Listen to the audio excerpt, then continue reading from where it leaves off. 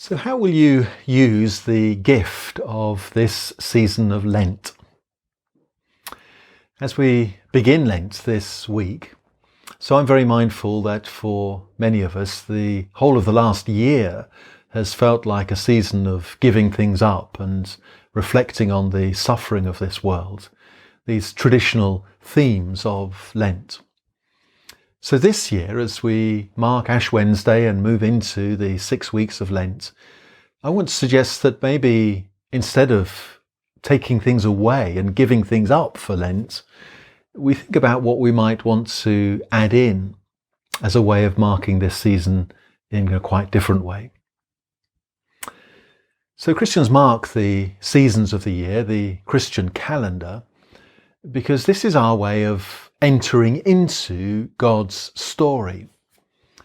It's our way of ensuring that the story of God's interaction with this world is not just something we listen to or something we hear, but it's something we enter into, that it becomes a part of our day-by-day lives. So the story of God's creation of this world and the way God has poured out his love into this world. The story of how God has entered into the suffering of this world in Jesus Christ.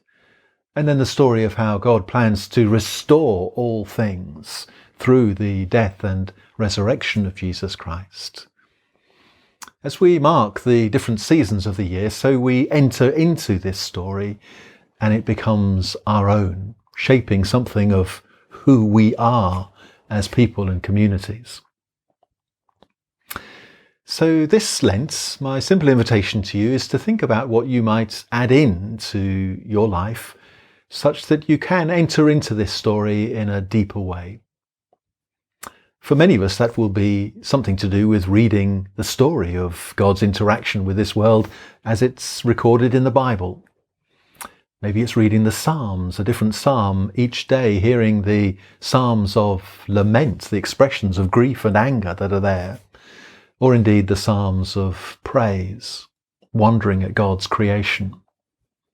Maybe it's reading the stories about Jesus and making it a goal to read just a little bit of one of the Gospels each day, such that at the end of this season of Lent you get to the story of Jesus' death on the cross and then his resurrection on Easter Day.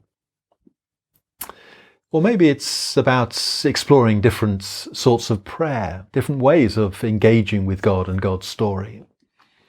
And we have some wonderful resources in the Diocese of Leicester.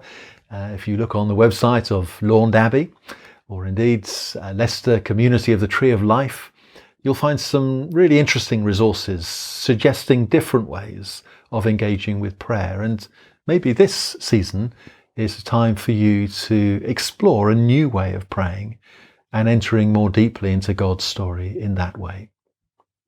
However you choose to do it, as an individual and as communities, I hope that this season will mark something very different for you and will mark a new depth in your own life with God.